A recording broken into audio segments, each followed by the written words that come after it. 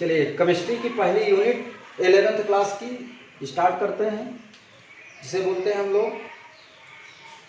रसायन विज्ञान की कुछ महत्वपूर्ण अवधारणाएं, some basic concept of chemistry.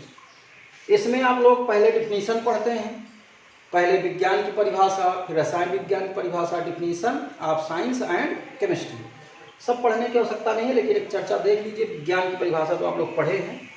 विज्ञान परिभाषा में आप लोग पढ़ते हैं सुसंगठित, सुव्यवस्थित, क्रमबद्ध तथा प्रयोगों द्वारा सत्यापित ज्ञान विज्ञान कहलाता है। उसमें केमिस्ट्री आप लोग पढ़ते हैं। केमिस्ट्री में ही उसी यूनिट में आप लोग सबसे इंपॉर्टेंट टॉपिक इसका आता है द्रव्य, मैटर।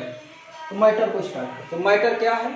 हम लोग कहेंगे मैटर की डिफिनीशन में वह पदार्थ जो स्थान घेरते हैं तथा जिनका स्वयं का द्रव्यमान होता है एवं उन्हें हम अपनी ज्ञानेंद्रियों द्वारा महसूस कर सकते हैं, द्रव्य कहेंगे। The substance which occupy space and had self mass and it feel by sensory organ called matter. Matter को हम लोग क्लासीफाई करते हैं, यानी वर्गीकरण करेंगे मैटर का, यानी द्रव्य का। तो मैटर के क्लासिफिकेशन को हम लोग दो बेसिस पर, यानी दो आधार पर हम लोग उसे क्लासीफाई करेंगे। पहला आधार क्या है? भौतिक आधार, दूसरा रासायनिक आधार। भौतिक आधार को हम लोग बोलेंगे फिजिकल बेसिस। तो हमको देखेंगे पहले ऑन दी फिजिकल बेसिस। चलिए देख लेते हैं फिजिकल बेसिस के आधार पर क्लासिफिकेशन। दूसरा किसके बेसिस पे है? Chemical basis. क्योंकि किसी भी केमिस्ट्री के सब्सटेंस की दो ही प्रॉपर्टी होती है, एक फिजिकल प्रॉपर्टी होती है, दूसरी केमिकल। तीसरी प्रॉपर्टी कोई आती नहीं है, इसलिए दो ही प्रॉपर्टी में पूरी चीजें पढ़नी होगी। तो हम लोग दो बेसिस पे क्लासीफाई कर रहे हैं। पहला है भौतिक आधार और दूसरा रासायनिक आधार। भौतिक आधार पर आपके द्रव्य कुल तीन भागों में डिवाइड, यानी तीन प्रकार के होते हैं। पहला प्रकार है ठोस, जिसे बोलते हैं सॉलिड। दूसरा है द्रव, जिसे लिक्विड कहते हैं, और तीसरा है गैस। चलिए देख लेते हैं। पहला है यहाँ पर सॉलिड, सॉलिड मतलब ठोस। दूसरा है लिक्विड, जिसे बोलते हैं हम लोग द्रव, और तीसरा द्रव और द्रव्य में अंतर है, द्रव और द्रव्य में अंतर है। उसके बाद हम लोग देखते हैं गैस। ठीक, इसको हम लोग क्लासीफाई के लिए पूरा क्लासिफिकेशन कर लेते हैं, इसको स्पेशल फिर अलग से पढ़ें। केमिकल बेसिस पर हम लोग इन चीज़ों को फिर से क्लासीफाई करते हैं दो पार्ट। केमिकल बेसिस पर दो प्रकार। जो आपके मैटर हैं, यानी पदार्थ हैं, उसको हम लोग पहले बोलते हैं कि दो प्रकार के होते हैं। या तो प्योर सब्सटेंस होगा, प्योर पदार्थ होगा, प्योर मैटर होगा, और दूसरा क्या होगा? Impure, impure substance. Impure substance को ही मिश्रण कहते हैं। मिश्रण, इसको मिक्सचर भी लिख सकते हैं। जो प्योर सब्सटेंस है, it is also again classified in two parts. First is elements और सेकंड आपका होता है कंपाउंड। पहला हो गया तत्व और दूसरे हो गए यौगिक।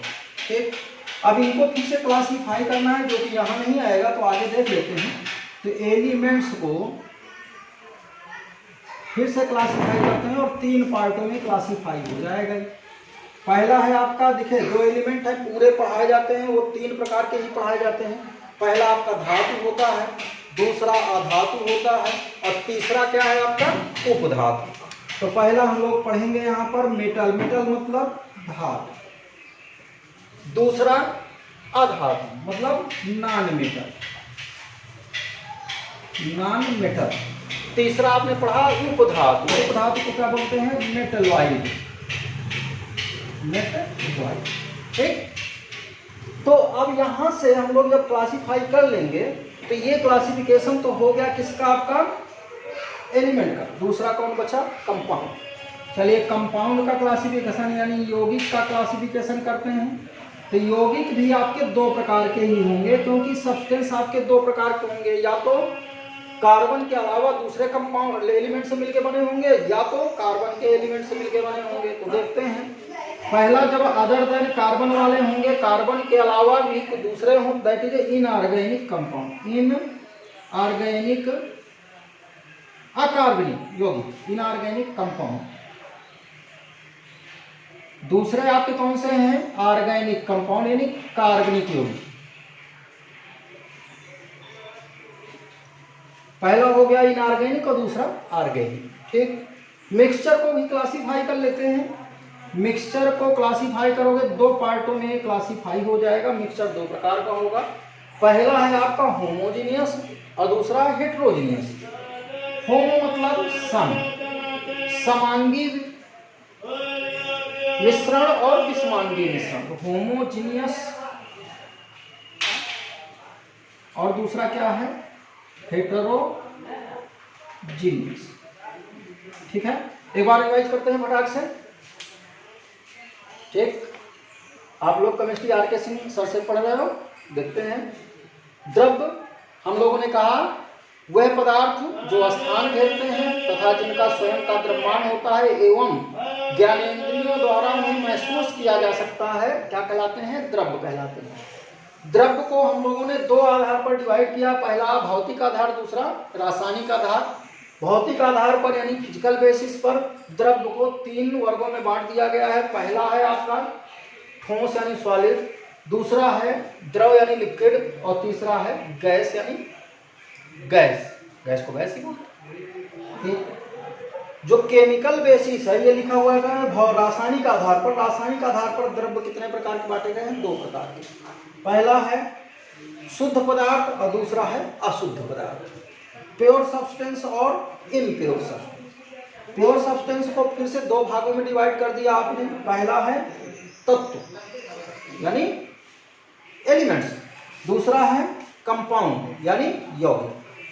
एलिमेंट को फिर हम लोगों ने डिवाइड किया, आपको मालूम है टोटल एलिमेंट्स जितने होते हैं आपके तीन प्रकार के होते हैं। पहला है आपका मेटल धातु, दूसरा नॉन मेटल अधातु, तीसरा है मेटलॉइड यानी उपधातु। हमने आगे डिवाइड कर लिया था क्या? कंपाउंड। कंपाउंड आप लोगों ने डिवाइड किया कितने भाग में? दो प्रकार में, क्योंकि आपकी इनऑर्गेनिक केमिस्ट्री और ऑर्गेनिक केमिस्ट्री पढ़ते हो, यानी कंपाउंड ही दो प्रकार के। पहला है इनऑर्गेनिक कंपाउंड, दूसरा ऑर्गेनिक कंपाउंड।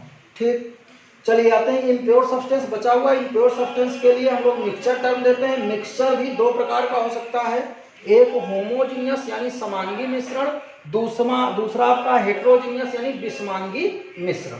ठीक है, इनको हम लोग अब डिटेल में पढ़ेंगे। तो अगली क्लास में जब स्टार्ट करेंगे हम लोग अगला वीडियो, तो अगले वीडियो में इसको फिर से हम लोग डिटेल में पढ़ेंगे। ओके, चलिए आज तो हम लोग यहीं तक करते हैं।